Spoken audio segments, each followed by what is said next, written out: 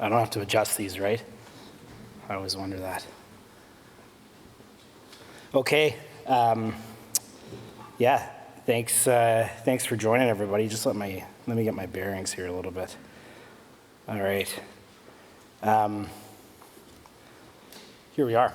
Let's get started. I'm going to tell you a little bit about what's going on at Deep Sky. And it's great to be here.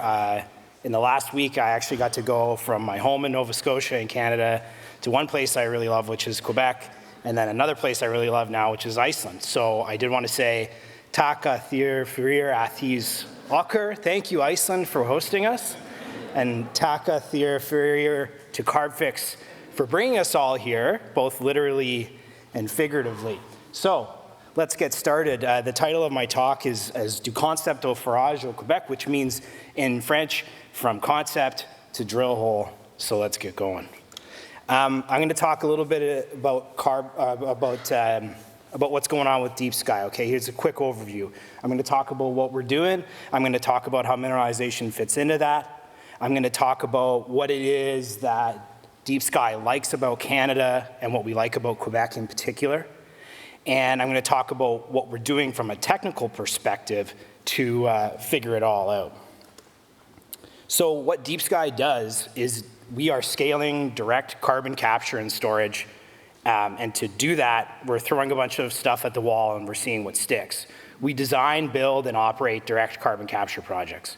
We use renewable energy, we capture carbon from the air, and we store it underground in both deep saline aquifers and through mineralization. And one thing I'm taking away from this conference so far is we really have to move away from calling it storage, because storage is the sedimentary people's problem. What we do is like reaction.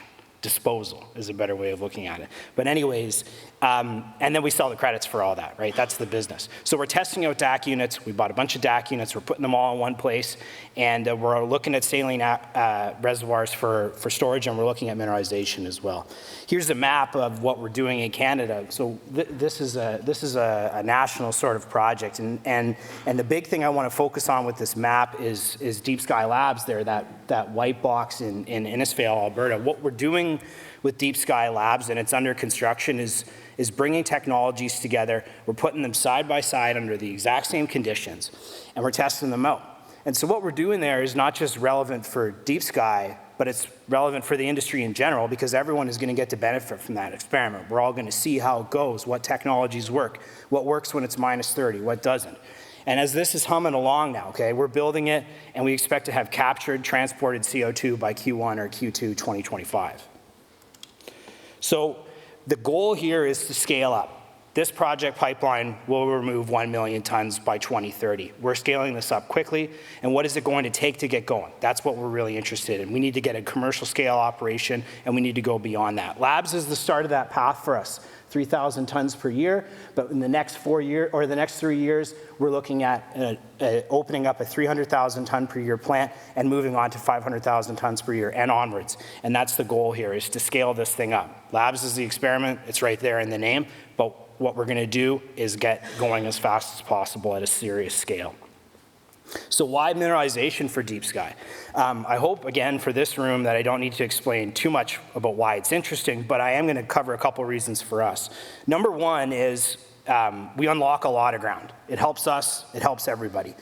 There's only one Iceland, really. And we don't all get to have a nice porous basalt in our backyard, but there's a lot of peridotite, and there's a lot of not so good basalt, and there's a lot of other rocks. We get a product that potentially offers very, very secure or permanent storage, and once those rocks are carbonated, they want to stay that way. They're not uncarbonating. It's over. It's not storage. And another one that I think of a lot is scalability.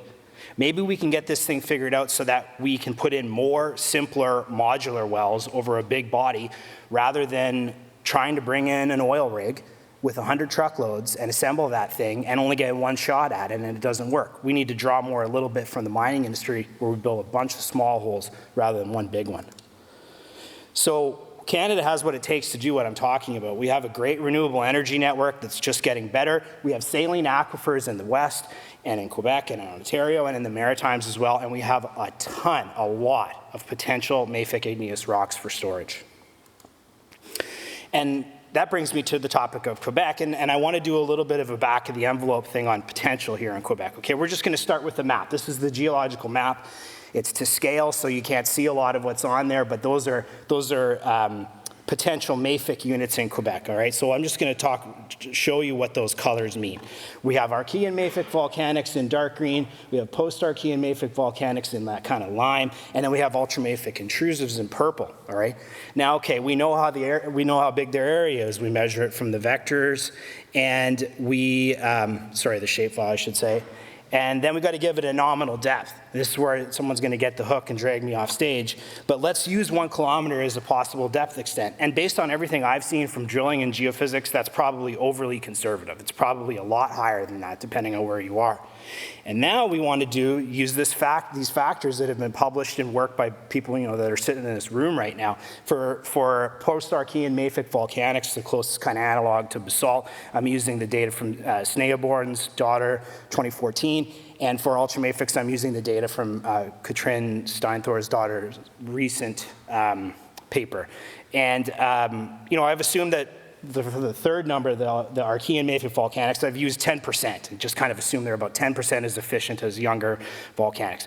And when we multiply that through and add it up, that's our number, over 800 gigatons in Quebec right there alone in potential, okay? But we don't need to keep making apologies like that. You just saw how I did the math. That's what's there. And what's interesting is that's about the same capacity as the entire Western Canadian sedimentary basin to store things in saline aquifers. Okay, that's a more mature number. You can kind of trust that number a lot more because the work has been done and it's further along. And we can criticize any one of the assumptions I've made here. I'd be happy to talk to you later about it, but I wanted to drive home what I think is the biggest strength about mineralization. What brought me from a fairly enjoyable career in the mining industry into this space is the volume. The volume of these rocks is people do not have the right mental model of how big they are. So if you take one message away from what I'm talking about today, I want us as the kind of community of mineralization folks to go out there and be bold and be proud. This isn't some weird alternative to reservoir storage. It's a whole new world. It's a very, very big, inclusive world. So why are we looking at mineralization?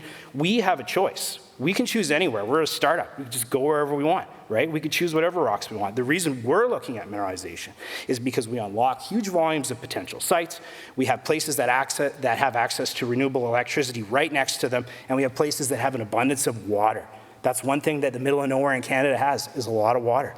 And even not so middle of nowhere. Where we're working, our main project is in Thetford Mines down here in the south. It's an ophiolite complex, and we're at this stage, we're targeting some pilot drill holes into that thing right now. Now this is my shot clock here, right? I have 2.5 minutes left. All right. I don't want to rush through this next part.